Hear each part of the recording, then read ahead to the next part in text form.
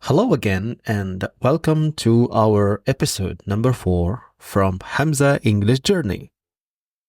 So let's begin.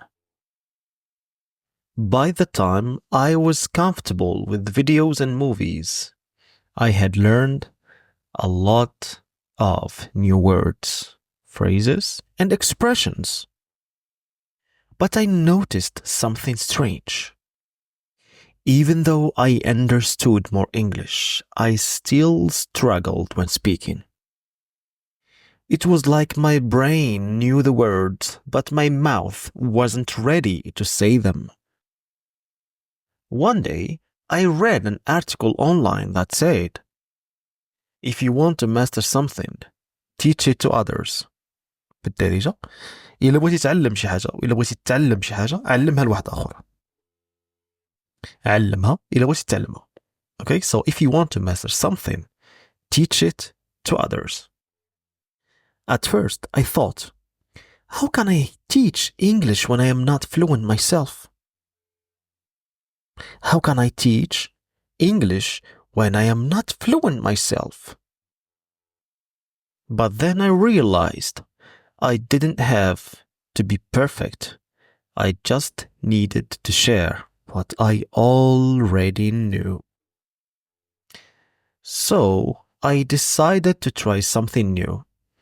I started teaching English to my younger cousin, Ashraf. He was only 24 years old and didn't know any English. I thought if I can help him learn a few words, it will help me too. For our first lesson, I decided to teach Ashraf basic greetings. I wrote down phrases like, "Hello, how are you? I am fine, thank you. What is your name?" At first, it was funny because I felt like a real teacher. I used the same techniques I saw in the YouTube videos I watched. I repeated each phrase slowly and asked Ashraf to repeat after me. He struggled at first, but I encouraged him. I realized that while teaching him, I was also practicing my own pronunciation.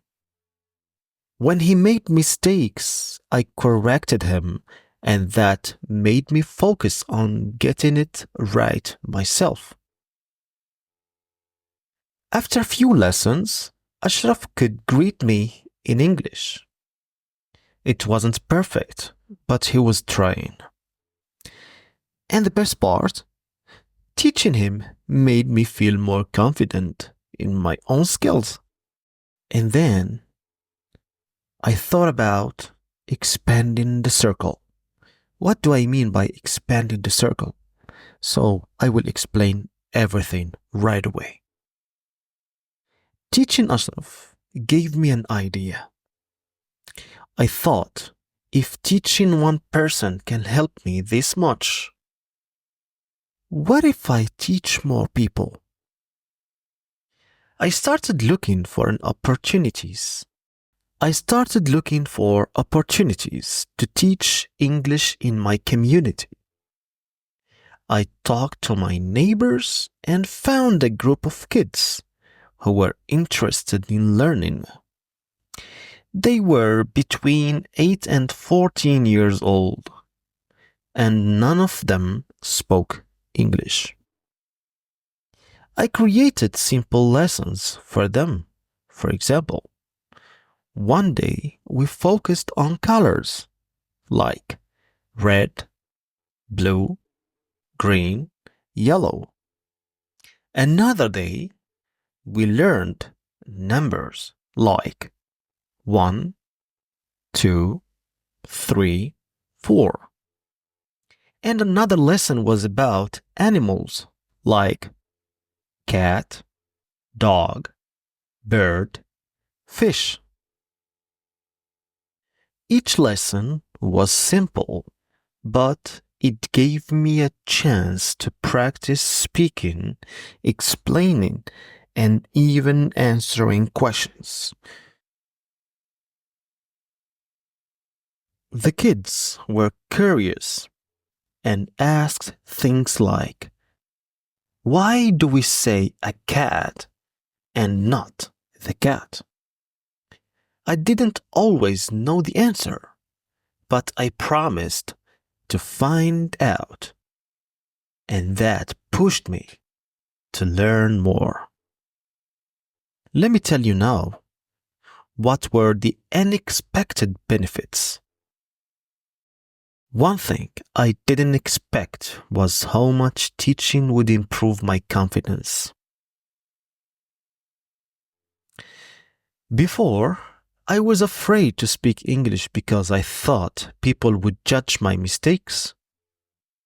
But when I taught the kids, I realized something important. It's okay to make mistakes. What matters is trying and improving. The kids didn't care if my accent wasn't perfect or if I paused to think. They were just happy to learn. And their enthusiasm made me more excited to teach. Another benefit was that I started using English more naturally. Naturally. For example, when teaching colors, I would say, "The sky is blue," or "grass is green." These simple sentences helped me build confidence in speaking. Let me tell you what was the next opportunity. One day, a friend of mine heard about what I was doing. He told me about a community center in my town, Wadzam, that offered free language classes. He said, "Why don't you volunteer to teach there? You're already doing a great job with the kids." Thanks to Allah and thanks to my dear brother Muhammad. At first, I was nervous. Teaching a group of kids was one thing, but teaching adults felt like a bigger challenge. But I decided to give it a try. At the community center, I met people of all ages who wanted to learn English. Some of them were parents who wanted to help their children with homework. Others were young people who needed English for work. I started with simple lessons, just like I did with the kids. I used my own experience as a learner to make the lessons fun and easy.